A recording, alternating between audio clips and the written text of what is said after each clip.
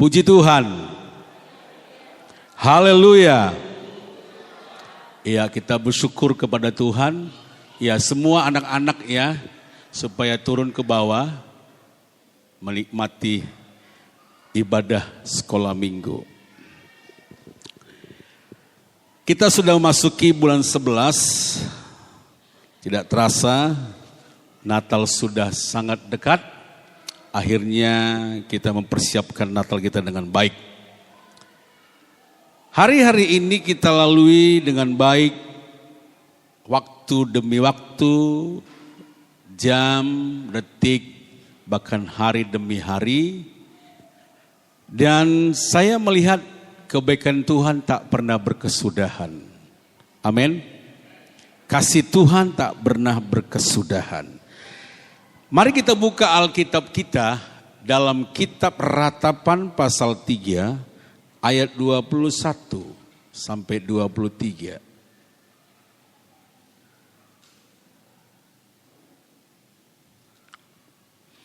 Ratapan 3 ayat 21 sampai ayat 23. Saya baca ayat 21, saudara baca ayat 22 sampai pada ayat 23. Demikian firman Tuhan. Tetapi hal-hal inilah yang kuperhatikan, oleh sebab itu aku akan berharap. Ayat 22, 1, 2, 3.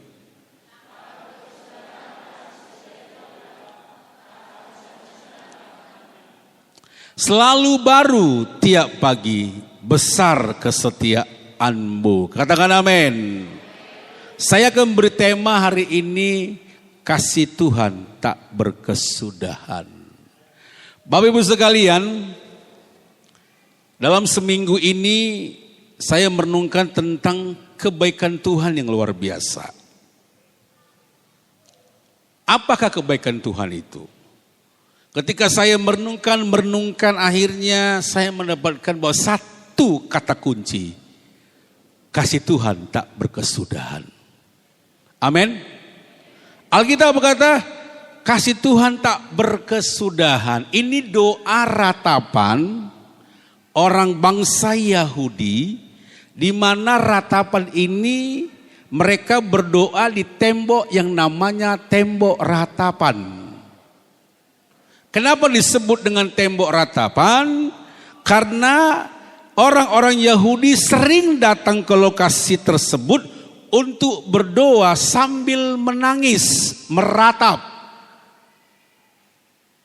Mereka membaca Alkitab sambil mereka menangis dan berdoa atas kehancuran bait suci yang kedua. Bait suci itu telah dirubuhkan pada tahun 70 Masehi oleh bangsa Romawi, maka sisalah bait suci itu temboknya. Tembok bait suci. Dan tembok itulah mereka berdoa menangisi bait suci itu. Kami sudah pernah lihat dengan Ibu Gembala ketika kami ke Israel. Mereka pakai baju hitam panjang kayak penguin. Ya. Dan mereka berdoa pakai bahasa Yahudi. Dan ratapan juga menuliskan Alkitab ayat ini yang berkata bahwa ku perhatikan ayat 21 dan yang aku harapkan adalah kasih Tuhan tak berkesudahan. Katakan amin. Ada satu pengharapan yang besar, ada satu iman yang besar bahwa salah satu jawab pastinya adalah Tuhan tidak pernah berkesudahan kasih setia aja. Dan Alkitab ini berkata bukan cuma itu, rahmatnya pun, anugerahnya pun tak habis-habisnya. Tidak pernah habis kasih karunia Tuhan. Dan di ayat 23 diibaratkan seperti selalu baru tiap pagi. Amin. Selalu baru tiap pagi besar kesetiaanmu. Kalau dikatakan selalu baru setiap pagi diibaratkan itu bahwa tidak pernah kusam. Tidak pernah layu. Walaupun bertahun-tahun, tapi anugerah Tuhan tidak pernah kusam dan tak pernah layu. Bapak Ibu sekalian, contoh. Suasana sama, yang kita pandang sama, tapi ketika kita bangun setiap pagi ada sesuatu yang baru, betul nggak? Ada semangat yang baru, ada sesuatu yang baru. Walaupun sama, tapi begitu kita bangun pagi dari kita tidur, sesuatu yang ada yang baru, ada satu pengharapan yang baru, sekalipun ada masalah. Seperti itu yang kita rasakan anugerah Tuhan yang tidak pernah kusam. Kasih setianya selalu ada setiap saat, setiap hari bagi hidup kita. Kalau kita renungkan ini, berarti yang pertama adalah kasih Tuhan tetap abadi. Amin. Kasih Tuhan tetap abadi. Kasih setia yang konstan, bukan konstansi lain. Yang tidak pernah sekalipun mundur. Kasih Tuhan tidak tergantung pada keadaan manusia. Sekalipun manusia itu tidak setia, tapi Tuhan tetap setia. Amin. Kasihnya tak pernah berkesudahan, tetap abadi. Manusia kasihnya bisa berubah.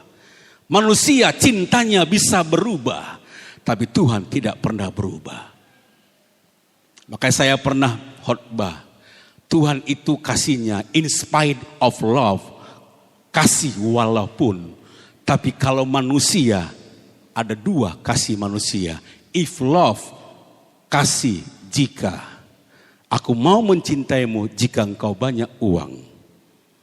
Because of love, aku mengasihimu karena sesuatu.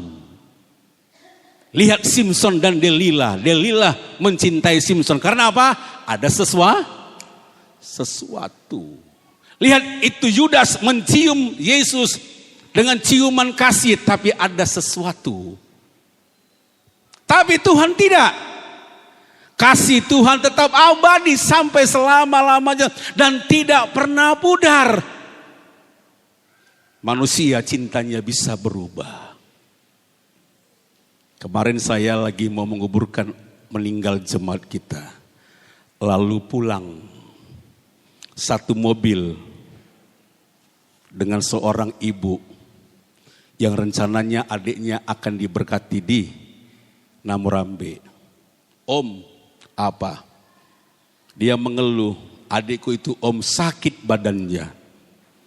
Udah kelarangnya, masuk angin sakit badannya. Kenapa? Di mana punya dia? Di Lubuk Pakam. Calon istrinya di Lubuk Pakam. Di sini dia obatin enggak? Tapi si laki-lakinya orang Namurambe. Bayangkan Bapak sekalian, dia mampu mengantar jemput Pakam Namurambe. Bayangkan om, aku pun heran kok sanggup dia Pakam Namurambe. Kau kayak gak pernah bercinta. Cinta itu buta. Gitu om iya, selagi masih belum diberkati, semuanya aman. Gitu diberkati dalam nama Yesus. Pasangan yang kudus, 1 bulan lagi ketika dibonceng, capek. Bapak Ibu pernahkah merasa seperti itu? Waktu gadisnya, pasti dibonceng oleh si laki-laki, peluknya luar biasa. Begitu sudah menikah, sudah punya anak, istri makin gemuk. Gitu dibonceng oleh suami, geser sedikit. Gemuk kali pun kau, tersisa aku. Di sini nggak ada, amin. Di sini mau sudah lama maupun baru tetap dibonceng. Rindunya aku selalu. Manusia bisa berubah kasihnya. Manusia bisa berubah cintanya. Sekalipun manusia bisa berubah, kasih Tuhan tetap abadi bagi kita. Itulah diibaratkan kasih Tuhan itu selalu baru setiap pagi. Ada satu harapan yang baru. Ketika kita bangun pagi-pagi, kita berharap sesuatu yang kemarin tidak sama dengan yang hari ini. Itukah pikiran kita? Jangan pula kita bangun pagi, sama saja. Kita mengucap syukur kepada Tuhan. Sesuatu yang luar biasa yang kita rasakan. Bahwa kasih Tuhan itu tetap bagi hidup kita. Ketika saya renungkan satu hal yang tetap abadi Tuhan. Tuhan setiap hari mengasihi kita. Saudara percaya? Kok sedikit kali ada yang bebannya hebat ini kurasa ini. Sepertinya berat sekali. Bapak Ibu sekalian, kasih Tuhan, Tuhan selalu mengasihi kita setiap hari. Bahasa kerennya, Tuhan setiap hari melayani kita. Kalau kita bayangkan mungkin 2000 tahun yang lalu Yesus mati di kayu salib. Kita berpikir itu kan 2000 tahun lalu. Oke. Tapi coba bayangkan kalau hari ini kita bernapas, siapakah yang memberikan itu? Setiap hari kita dikasihi Tuhan. Sebelum kita ada di dunia ini, Tuhan sudah merencanakan hidup kita. Amin. Itulah bukti pelayanan Tuhan untuk kita. Bahkan ketika kita sudah ada pun di bumi ini, kita lahir di bumi ini, Dia sertai kita, Dia pelihara kita, Dia jaga kita sampai kita akhir hidup kita. Dia kasih kita mahkota kehidupan, rumah yang indah. Betapa Tuhan melayani kita setiap hari, mengasihi kita setiap hari. Kita tertidur, Alkitab berkata, bukan cuma bekerja kita diberkati. Saat kita tertidur pun Alkitab berkata, engkau diberkati. Katakan amin. Lagi tidur, Tuhan berkati kita. Suami istri pun lagi tidur diberkati. Apalagi suami istri takut akan Tuhan, Tuhan berkati. Lagi kita tidur selama 8 jam ataupun 6 jam. Kemanakah kita? Kita dalam mimpi-mimpi yang indah ataupun mimpi-mimpi yang lain. Tapi Tuhan jaga kita. Gitu kita bangun pagi. Wow. Sesuatu yang baru mengucap syukur kepada Tuhan. Kita naik mobil, naik kereta. Ataupun kita jalan kaki. Setiap saat ada maut untuk menjemput kita. Tapi Tuhan menjaga kita. Bukan berarti Tuhan itu security, bukan. Bukan berarti Tuhan itu satpam, bukan. Bukan berarti Tuhan itu hansip, bukan. Tapi karena kasih-Nya, Dia mau melayani kita. Ketika saya renungkan ini Bapak Ibu sekalian, apa yang aku lakukan? Apa yang aku akan berikan kepada Tuhan? Wajarkah aku mengeluh? Wajarkah aku bersungut-sungut? Wajarkah aku berdalih-dalih kepada Tuhan? Tuhan, berat kali bebanku ini Tuhan. Berat kali Tuhan. Kasih Tuhan yang kedua adalah kasih di dalam kesulitan. Katakan amin. Bapak Ibu perhatikan itu baik-baik. Walaupun dalam kesulitan, walaupun dalam penderitaan, Tuhan ada di dalam itu. Kasih Tuhan ada di situ. Bapak Ibu sekalian, ketika kita renungkan ini, bahwa Tuhan selalu melayani kita, mengasihi kita, gak pantas kita untuk bermalas-malasan beribadah. Gak pantas kita banyak alasan untuk datang beribadah. Tidak pantas kita banyak alasan untuk kita tidak melayani Tuhan. Karena Tuhan sudah melayani kita, wajar kita melayani Tuhan. Untuk apa kita ada? Hanya untuk Dia. Karena Alkitab berkata dari Dia, oleh Dia, dan kembali kepada Dia. Semua kembali kepada Tuhan. Dia yang merancangkan kita, yang tujuannya hanya satu, menyenangkan Tuhan. Siapapun yang merancangkan sesuatu, tujuannya untuk keuntungan yang merancangkan itu. Itu ingat prinsip itu. Kalau Tuhan yang membuat kita ada sampai hari ini, tujuannya untuk kesenangan Tuhan. Karena kembali kepada Dia. Betapa besar kasih Tuhan. Bayangkan Bapak sekalian, apa yang kita mau lakukan kepada Tuhan. Layaklah kita memberikan sepenuhnya kepada Tuhan, mengucap syukur kepada Tuhan. Bagaimana kita memberikan kepada Tuhan, milik Tuhan aja pun 1/10, kita masih belum setia. Apalagi kita membuat yang terbaik, belum bisa. Tapi kalau kita renungkan betapa kasih Tuhan tak berkesudahan bagi kita, enggak layak kita untuk kita bermalas-malasan. Kita giat selalu. Bayangkan Bapak sekalian, kita seperti Tuhan, tapi kita bukan Tuhan. Kita sangat dihargai oleh karena kasih-Nya yang setiap hari kita disertai Tuhan. Emangnya kita siapa sih? Cuma satu jawabannya, kasih. Amin. Saya percaya Bapak sekalian, ketika kita saya sedang memberikan satu mindset perubahan pikiran kita, supaya semua orang-orang Kristen sadar bahwa kita ada karena anugerahnya. Ini kita sudah mau mengakhiri tahun 2025. 2 bulan lagi berakhirlah 2025. Happy New Year 2026. Semua akan berkata bermaaf-maafan. Terima kasih Tuhan. Tanggal 1 bulan 1 masih suci semuanya.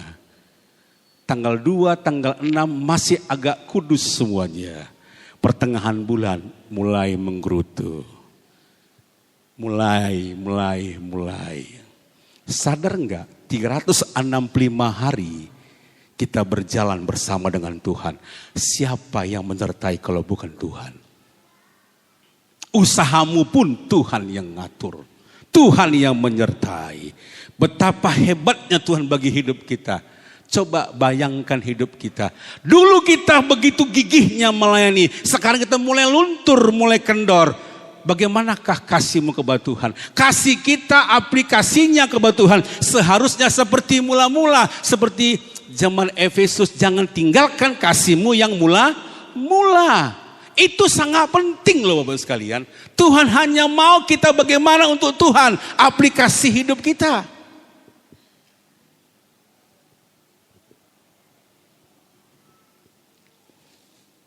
Ketika saya merenungkan ini, saya mengajak kepada Bapak Ibu sekalian, merenungkan kebaikan Tuhan. Yuk, rubah mindset kita. Mindset yang berpikir, aku selalu bersyukur kepada Tuhan. Apapun aku alami hari ini. Kasih dalam kesulitan, apapun yang kita alami, Tuhan selalu membimbing dan menolong kita.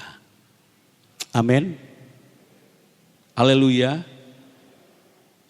Bayangkan seperti bangsa Israel.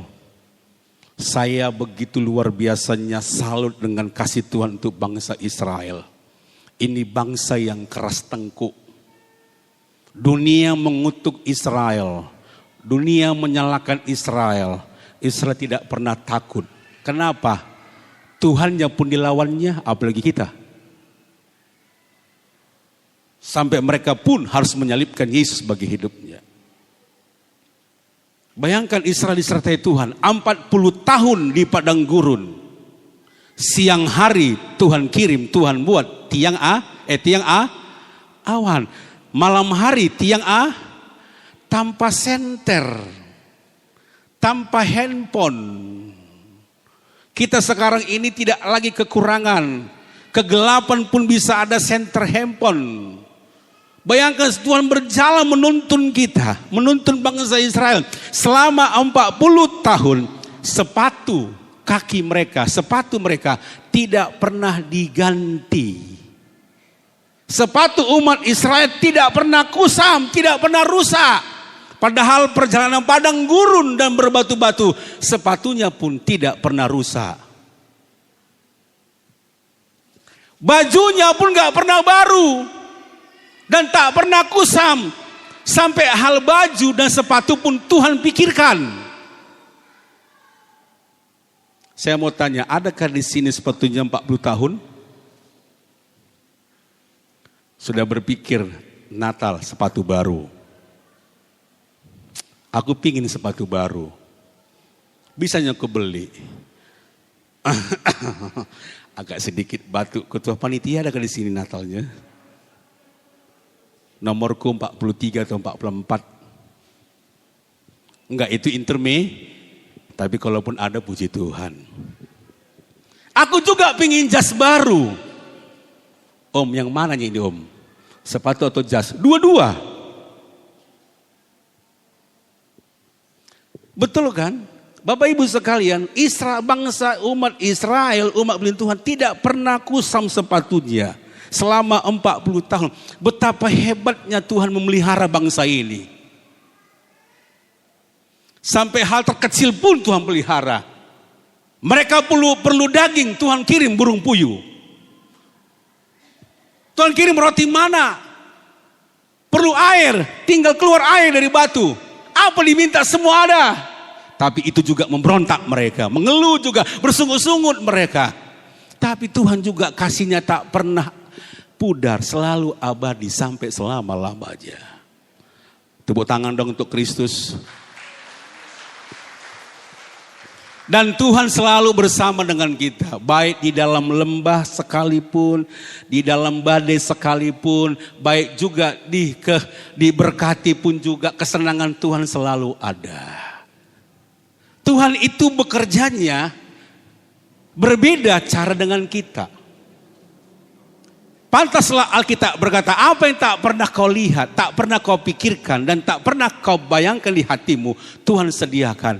Kita dalam pergumulan dalam Tuhan, yang kita pikirkan seperti apa yang kita pikirkan, ternyata tidak. Tuhan kasih jalan yang berbeda, dan akhirnya kita tenang. Ternyata Bapak Ibu sekalian, soal masalah itu gampang, Tuhan bisa selesaikan. Tapi bagaimanakah hidupmu bisa mengucap syukur dan berterima kasih kepada Tuhan? Ketika saya berdoa, menyembah Tuhan, selalu berat. Di otak ini masalah. Enggak bisa masuk dalam hadirat Tuhan. Tapi mulai kini menyembah. Satu pujian, nyanyian pujian bagimu, Tuhan, pujian bagimu, Tuhan, namamu besar. Ketika lagu ini saya angkat dalam penyembah kepada Tuhan, indah dan tenang dan penuh kedamaian. Masalah belum selesaikan tapi hati tenang. Karena masalah itu Tuhan yang menyelesaikan dengan caranya Tuhan. Tapi bagaimana cara kita mengucap syukur atas kebaikan Tuhan bagi hidup kita. Amin. Amin. Ayo Bapak Ibu sekalian. Jangan pernah ada yang mau bersungut-sungut. Jangan pernah, berikan terus yang terbaik kepada Tuhan. Ibadahmu yang terbaik. Melayani yang terbaik kepada Tuhan.